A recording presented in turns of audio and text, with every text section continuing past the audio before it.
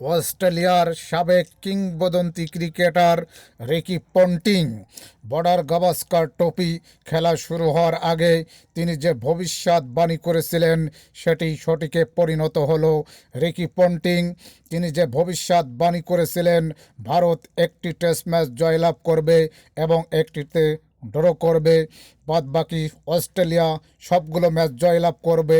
শেষ পর্যন্ত অস্ট্রেলিয়া 3-1 ব্যবধানে সিরিজ জয়লাভ করলেন এবং চ্যাম্পিয়ন ট্রফির ফাইনাল খেলার যোগ্যতা অর্জন করলেন ভারতকে হারিয়ে। ভারত দলের যেসব বাঘা বাঘা ব্যাটসম্যানরা খেলা করেন তারা যে এইভাবে ধরাশায়ী হবে অস্ট্রেলিয়ার কাছে কল্পনার বাইরে।